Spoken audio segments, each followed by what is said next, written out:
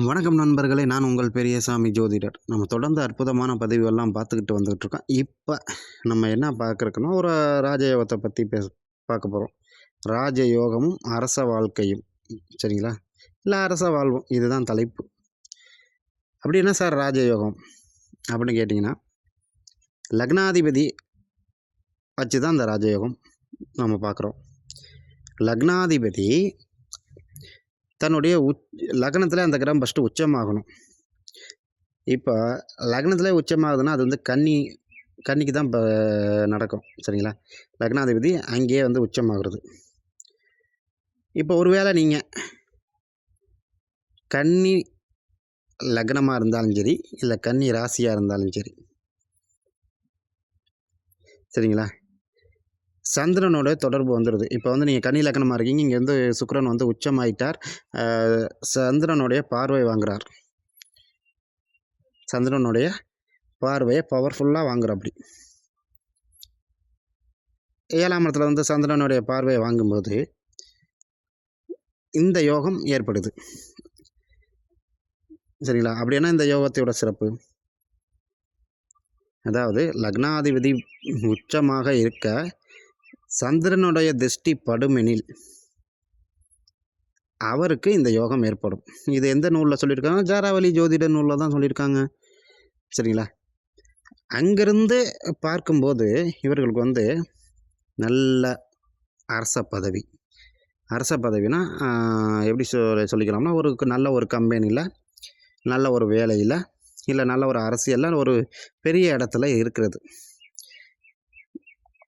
இது வந்துட்டு கிட்டத்தட்ட ஒரு 100% நடக்கும்னு வச்சுங்களேன். இந்த யோகம் நல்ல ஒரு இடத்துல இருந்து அப்படியே வர்றது, பெரும்பணம் சம்பாதிக்கிறது, வாகனம், வண்டி, வாகன வசதிகள் எல்லாம் சம்பாதிச்சு பெரும்பணம் சம்பாதிக்கிறது. இது எந்த திசையில் நடக்கும்?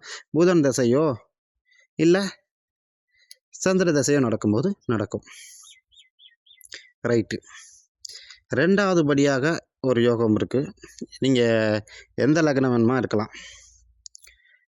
லக்னத்தில் ஒரு கிரகம் உச்சம் ஆகுது. லக்னாதிபதி கேந்திரத்திலேயே திரியோணத்தில் இருக்கார். இப்போ வந்துட்டு எக்ஸாம்பிள் சொல்லணும்னா, நீங்கள் மகர லக்னமாக எடுத்துக்கோங்க. மகர லக்னத்துக்கு சனி பகவான் வந்துட்டு சுக்கிரனுடைய வீட்டில் திரியோணத்தில் இருக்காருன்னு வச்சுக்கோங்க. இப்போ செவ்வாய் வந்துட்டு லக்னத்தில் உச்சம் பெற்றிருக்கு. இதை சந்திரன் பார்க்குது. சந்திரன் வந்து ஆட்சி பெற்றே பார்க்குதுன்னு வச்சுக்கோங்களேன். அப்படி பார்க்கையில் இப்போவும் இதே யோகம் வேலை செய்யும். இதே யோகம் கண்டிப்பாக வேலை செய்யும். சந்திரனுக்கு 7ல் இருந்தால், செவ்வாய் இருந்தால், அது பலம் பெற்று இருந்தால் அது வந்துட்டு மாங்கல்ய தோஷம் வராதா? அது வேற. இது யோகத்தை பற்றி நான் சொல்கிறேன். சரிங்களா? இப்படி இருக்கும்போது இப்போவும் வந்துட்டு படையலுக்கு தலைமை தாங்கக்கூடிய ஒரு அமைப்பும் வரும். நல்லபடியாக வந்து சொத்து சுகம் அமைகிறது வரும். வாகன வசதிகள் சேரும். பெரும்பணம் தனமும் சம்பாதிக்க முடியும். இது ஒன்று. சரிங்களா? இப்போ லக்னாதிபதி லக்னத்தை ஆட்சி ஆகிறார். இப்போ சந்திரனுடைய 7ஆம் பார்வையை வாங்குறார். 3வது வகை. இப்போவும் இதே யோகம் வேலை செய்யும். இப்போ வந்து சொன்ன யோகம் லக்னாதிபதி தன் வீட்டில் உச்சமாக இருக்கிறது 100% வேலை செய்யும்னா, லக்னத்தில் ஒரு கிரகம் வந்து உச்சமாக இருக்கும்போது கண்டிப்பாக வந்துட்டு ஒரு 80% வேலை செய்யும். இதே லக்னாதிபதி ஆட்சியாகி சந்திரனுடைய பார்வையை வாங்குறார்.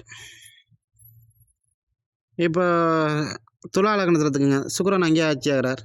அங்கே வந்து மேசத்துலேருந்து செவ்வாயோட பார்வையை வாங்குறார். சந்திரன் மேசத்தில் சந்திரன் இருந்து சந்திரனுடைய பார்வையை வாங்குறார்.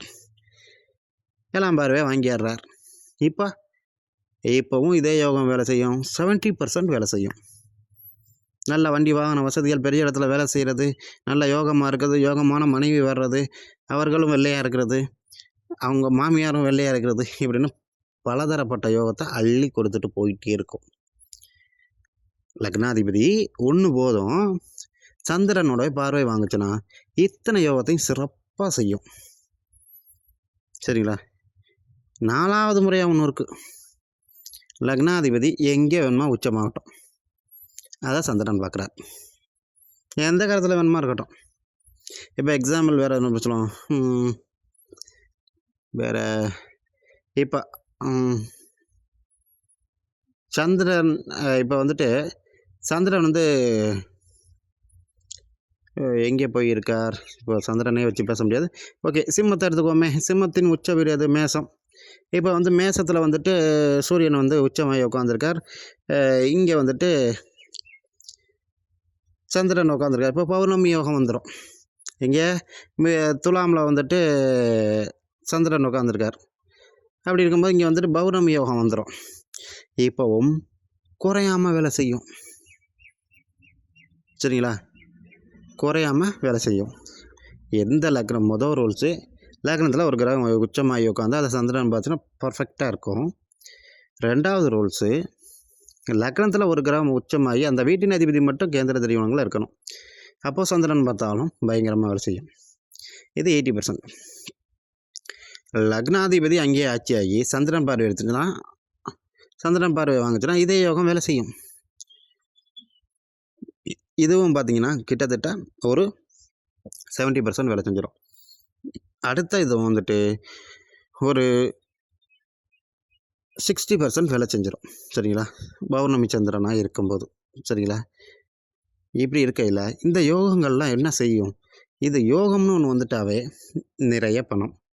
இதெல்லாம் அது ஒரு தசாபுத்தியில் தான் நடக்கும். நிறைய பணம் சேர்க்கறது, வண்டி வாகனங்களோட பிழைக்கிறது, நல்ல இடத்துல வேலை செய்கிறது, இல்லை அரசியலில் அரசாங்கத்தில் செல்வாக்காக இருக்கிறது, ஒரு தலைமை பொறுப்பில் வகிக்கிறது, நம்ம சொல்ல 4 பேர் கேட்குறது, அவ்வளோதான். சரிங்களா? நல்ல கணவன் மனைவி அமைகிறது, இது போன்ற யோகங்களை அள்ளி கொடுத்துரும். சரிங்களா? இந்த யோகத்தின் பலன் இதுதான். சரிங்களா? இந்த யோகம் இருந்துச்சுன்னா, உங்களுக்கு இருந்துச்சுன்னா நீங்களும் ஒரு காலத்தில் நல்லா பிழைப்பீங்கன்னு தைரியமாக இருக்கலாம். சரிங்களா? இது உங்களுடைய பிள்ளைங்க ஜாதகத்தில் இருந்தாலும் நீங்கள் தைரியமாக நம்பலாம். தசாபுத்தி வர்றது மாதிரி இருந்துச்சுன்னா அவனும் செல்வாக்காக பிழைப்பான் அப்படின்னு. சரி, நன்றி நேயர்களே.